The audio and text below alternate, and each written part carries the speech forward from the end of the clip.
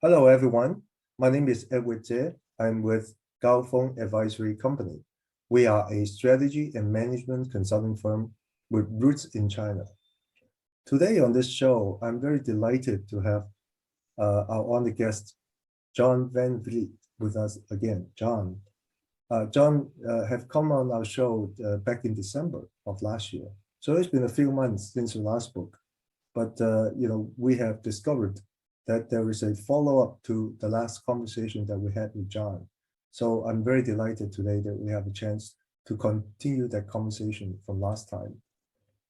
You have met John before if you have watched the video from our last conversation. But briefly speaking, just to introduce John again, John is the Director of Corporate Globalization at the Antai College of Economics and Management at the Shanghai Jiao Tong University. And he's been working and living in Asia for well over 20 years, or even more, I think. And John can clarify that later.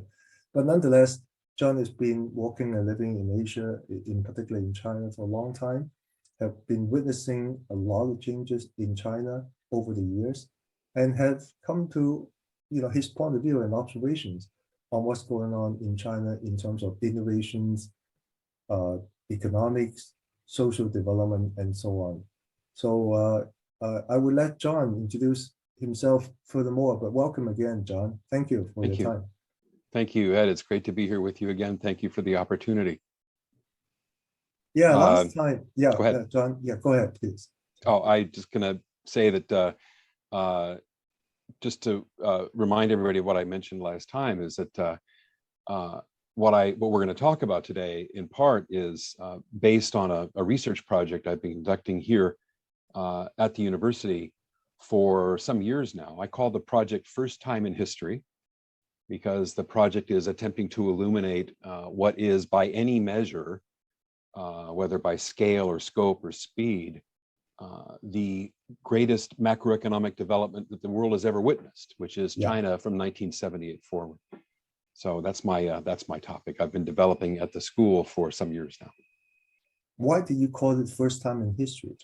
Because what's happened in China since 1978, autumn 1978 to be particular, has never before happened in human history in terms of scale, speed, and scope.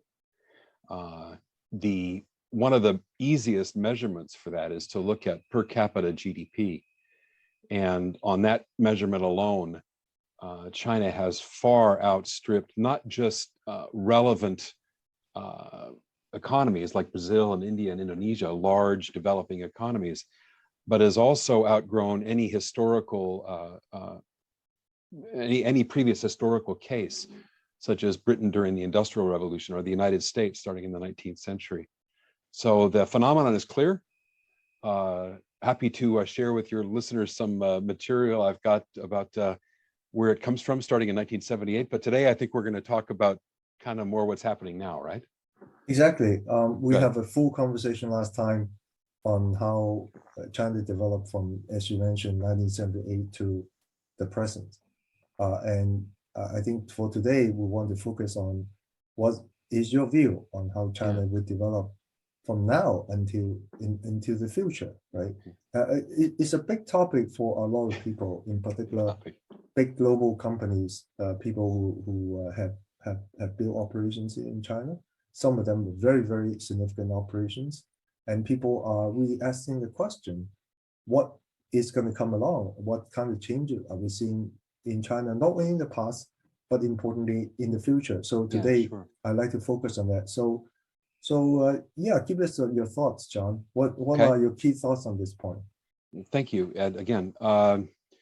So when we look at this decade, there's a couple of things happening here in China that we could call, macro trends, mega trends, tectonic features of the economy that I think are undeniable and profound and unlikely to be affected much by such things as the lockdown that we're experiencing here in Shanghai right now. They'll be affected to some degree, but they won't be changed. The underlying force of these these tectonic forces, to use the word force twice, is profound and not going to go away. And it will continue to drive China towards, I think, what we agree on, which is outright technological, innovative leadership in some of the most important sectors of the global economy in this decade and into the next. From my previous conversation with you, I think you were saying that there is now a inflection point, or as many inflection points, right? China has gone a long way since 1978 for several decades, but now actually China's development have gone into, or maybe is going through, inflection points. Can you explain what that is? Well, from my perspective, I can't really say that there's a specific point, but that the economy has been evolving in such a way that it's exceeded past some milestones. And I guess maybe the first one is now 12 years in the past. It's called the Lewis turning point. Yeah. And it's the point at which surplus labor declines to about zero. And that happened roughly in 2010, 2011, and that drove the economy towards higher end manufacturing, which China's workforce was fairly well able to shift towards. Another one at about the same time was the extraordinary investment in infrastructure that China undertook after the global financial crisis in 2009. More recently, China has taken the dominant place in some important product categories, notably smartphones and auto. And in both of those categories, not only the consumer demand is world class, but the supply side has become leaders in the world. So we're seeing, especially in EV, which is one of my particular points of interest. China is rather clearly leading the charge in the world for EV development, both products and consumers. A lot of that is driven by government policy to promote clean mobility. So that's in the car side. The mobile phone market, the smartphone market is the same. It used to be dominated by Samsung, Apple. 4 out of the 5 top brands in China now are local, and they're increasing their share globally. So those transitions, I think, are pretty valuable to keep in mind when we think about where is China in the world mix, not just in its own domestic market, but projecting worldwide. And that's something that's happened more recently. Yeah, John, let's unpack this. I think you mentioned a number of different phenomena. Let's unpack this phenomenon one by one, right? Okay. I think in our previous conversation, you did mention to me that one of the most notable inflection point was the high adoption of smartphone and human interface, right? That everyone in China carry a smartphone, and that interface is ubiquitous and on all the time, right? Can you tell our audience what do you observe because of this ubiquitous smartphone consumer interface? So what I think we can generically call the smartphone device interface, which is primarily smartphones, but now also extends to the touch panel on an EV, has been an area where China has been dominant and increasingly dominant in recent years. And there's some really interesting drivers for that. But one of the ways we know that's true, and this goes back, many executives from China, people who've had business trips to the United States or Western Europe or even Japan have gone to those countries since several years ago and have felt like they were stepping back in time because this device is much less useful in those places than it is here, because the infrastructure, the engagement that people have with their smartphones here is so much more advanced, and has been for some years now, primarily because of the ease of mobile payment. And I think mobile payment is something like 10 times the US in China now. And there's some structural reasons for that, but it's the phenomenon of mobile payment here is an incredible friction reducer. And that economic benefit is driving an enormous quantity of innovation for products and services to be available more and more on the smart device. And that's why, go ahead, yeah, please. Can you highlight, a couple of, innovations that come out from this interface that you just mentioned? Well, the big, notably for an app you can live your entire life in is Meituan. It famously, you literally, you get up in the morning, you order your car or your bike if you're, if the weather's fine. On the way to wherever you're going to have food, you order the food on the phone, you get to the restaurant, you sit down, the food is waiting for you. While you're in the restaurant, you order a service person to go to your house, to let the maid lets the person in, and that person cleans your dog. You then, as you leave the restaurant, you leave a rating for the restaurant in the phone, you get on another car, you go to your job, where your people have already been chatting using the app about their work environment, about what they're going to maybe have for lunch, about what they're going to do that weekend. Some of them are planning holidays back in the days when we traveled. All of it happens within the app. All of the payment happens within the app. It's a seamless environment that few other places in the world are matching, for some structural reasons, some legacy reasons, but China's development in that regard is enormous, and it's growing faster. And one of the reasons it's so explosive here is because, as you mentioned, the take-up rate for smartphones here is big. I think it's on a percentage basis, it's not as big as you'd see in, say, the United States or Japan or Korea, which I think leads the world. But in aggregate number, it's enormous. It's 800 million people. And with that size of potential market, there's obviously a massive incentive for app developers and service providers and product providers to be working with the smartphone interface, so that they're able to deliver products and services, and consumers are able to buy them by the hundreds of millions. That's pretty impressive. Another company that you talk quite a bit, and also a very successful company in terms of the innovation and business model, is TikTok, or it's called Douyin in the local version. Explain to our audience how TikTok works, or Douyin, how it works. Why did it become so successful? Well, first of all, I should have a disclaimer. I'm about 2 generations older than the average TikTok user, so I may not be the ideal person to talk about TikTok. But for those who don't know, it's a short video platform, and that massively understates the power of TikTok around the world. The app, the function has enabled market-changing functionality. We used to talk about key opinion leaders, KOLs.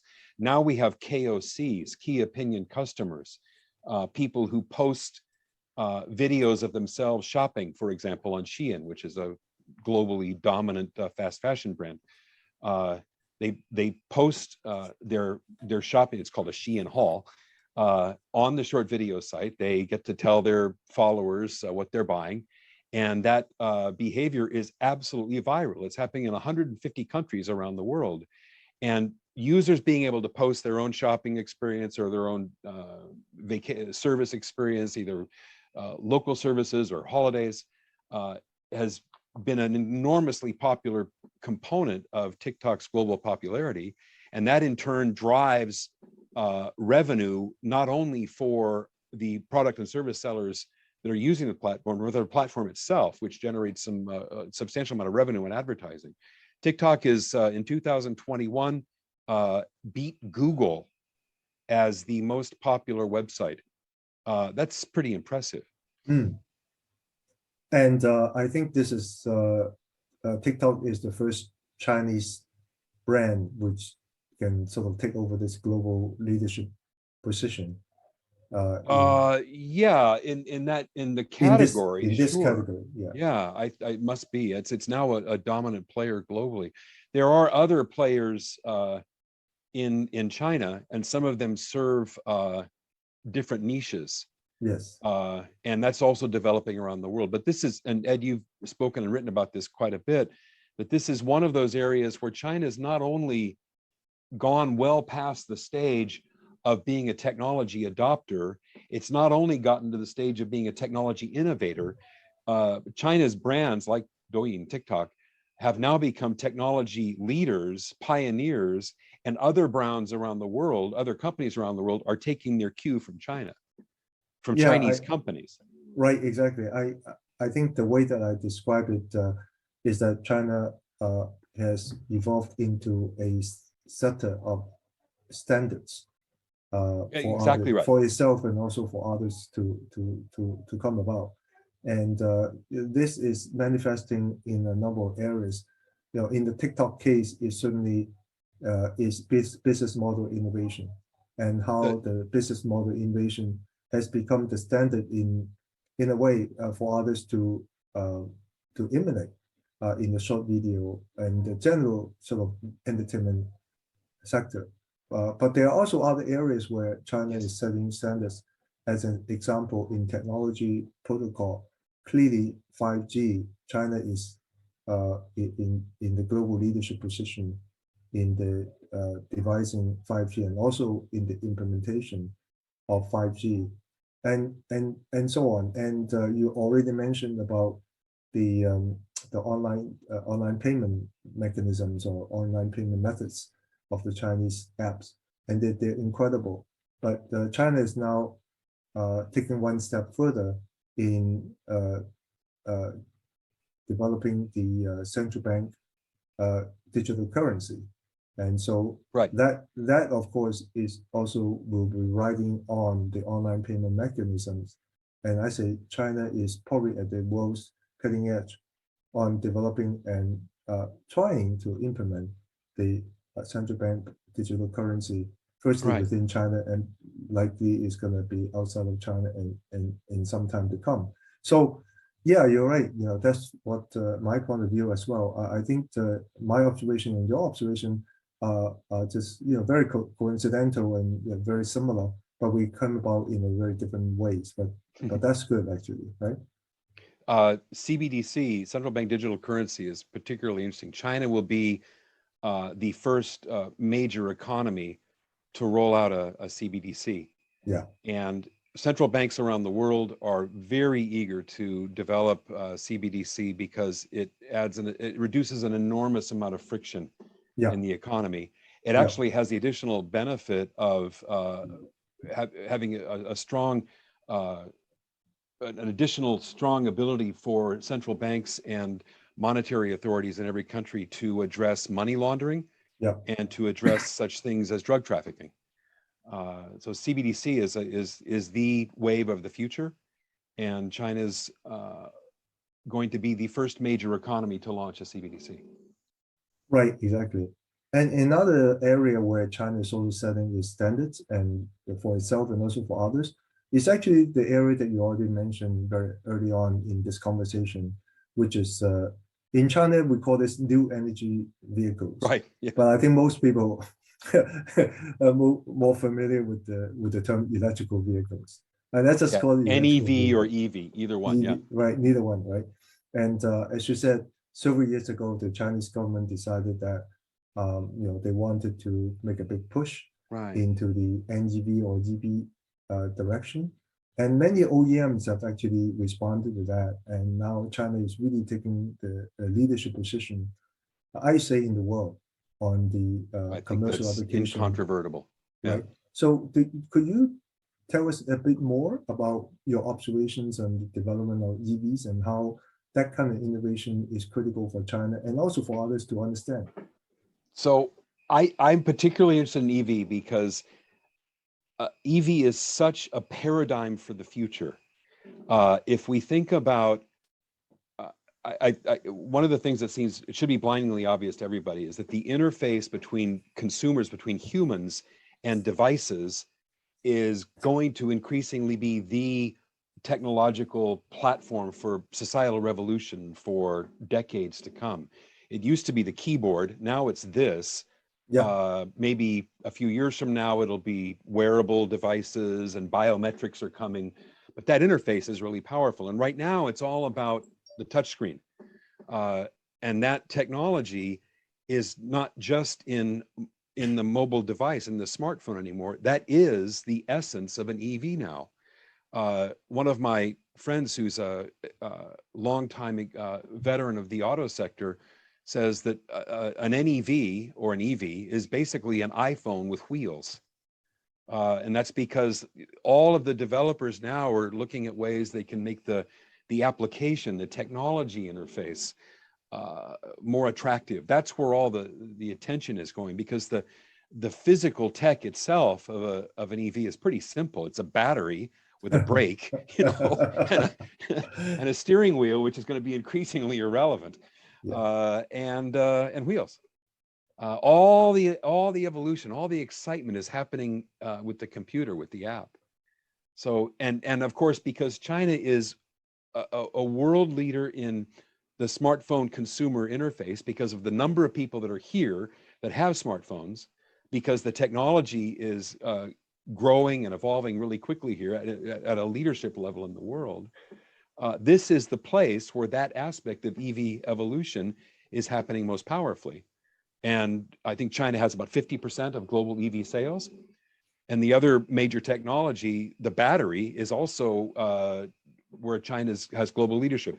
CATL is number 1 in the market. The number 2, 3, and 4 players are Japanese and Korean. China has 4 of the next 5. So almost a 50% total share of batteries, and utter dominance in the touchscreen interface. That's why China's lead in EV is strong and will continue to grow. China is going to be the, as you say, the innovation standard setter for the world in EV. Right. So, in the last 20 minutes or so, I think you have eloquently described what you think are what's happening now in China in terms of innovations and what may be coming, coming in the near future. And that's what I meant by the inflection point, right? These are inflection points that is happening in the marketplace.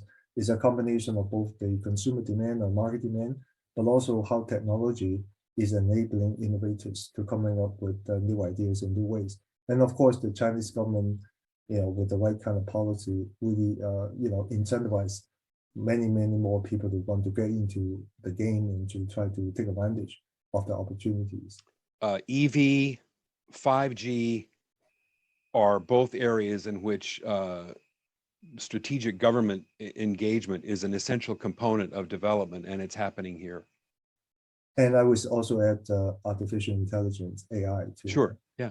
Right. So those technology or those areas of development, they all come along around the same time frame in the world's largest market, arguably for a lot of products and services.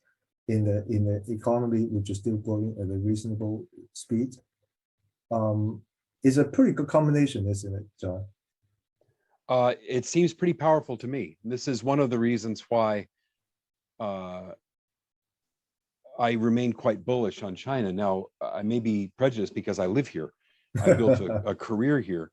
But I think that really these macro tectonic forces of the largest consumer, the largest middle class base in the world, the technology leadership in the categories you've just listed, is going to continue to drive Chinese leadership and growth in all of these spaces, which are really some of the most central aspects of our coming lives all around the world. Better mobility, evolving from just cars with internal combustion engines, increased interface with devices. All of that's going to increasingly be driven by innovation here, and that makes me think that despite trade problems, despite political problems, and certainly despite the COVID situation that we're facing now in China, especially here in Shanghai, but also other cities, I don't think those things are likely to have a serious negative effect. I think that the underlying power of those tectonic forces, the consumers, the technology lead, the infrastructure that's available here, are going to continue to drive China's leadership in these areas. Yeah, let's elaborate on this point a little bit more, right, John? Because as you know, as you also mentioned, because of the pandemic, because of the war in Europe, because of many of geopolitics in general, I think there is a bit of a change in the sentiment from many global companies towards China, right? Whether it's true or not, I think it depends on which company you're talking about. But certainly, from our standpoint, when we interact with many of our global clients and actually local clients too, people asking questions about, okay, well, what does it really mean, right? What does this overall uncertainty mean to us in China? What's Right. going to happen to China? Right. And can you elaborate further on your point of view and your observation on the market trend going forward, given this kind of uncertainty? Well, clearly the most current uncertainty must be the government's response to Omicron. Something like 40 cities around China have gone through some form of lockdown over the course of the past few months. Shanghai, by far the largest and arguably most severe, although the major industrial city Changchun up in the northeast had experienced what is a longer lockdown, which they're coming out of now. But particularly here in Shanghai, which has long been sort of the center of multinational engagement and expatriate presence, the lockdown here has been pretty daunting. And so if you talk to the European Chamber of Commerce or the American Chamber of Commerce, the other chambers, the US-China Business Council, all of these organizations are reporting that individuals and companies are seriously considering their presence here. And it's likely that we're going to see some people distribute their investment strategies a bit differently. Some people are surely going to leave Shanghai. This is obviously well known. People that have been living here, they say they don't feel like living in a city that has this type of a situation anymore. That's going to happen. Maybe some other cities as well, almost surely. But I don't see any reason to think that these kinds of issues are going to have a major long-term negative effect on the kinds of tectonic forces that you and I have been talking about over the course of the past half an hour or so. Because all of the forces that are at play here, they're overwhelmingly domestic. And they will continue to be there. And for many years now, the multinationals, auto sector, consumer goods sector, industrials, retail, China's been their best growth story on the planet. And China's either number one or number two in global GDP, depending on the measurement you use. That's not going to change. So China's weight in the global economy is not going to change a lot. The power of the evolving Chinese consumer is not likely to change a lot. And therefore, this economy is going to remain a very attractive place to be. And sure, you're going to see some companies adjust their strategy, but it's really hard for me to imagine that there'll be a long-term disengagement here because the market fundamentals are still so strong. So I think that I think what we're seeing now is a reasonable concern to a difficult situation, but I guess that's fairly short term. I don't see that being structural, systemic, or long term. So John, your first time in history story will go on, won't it? Well, I hope so, or I'll have to come up with another title.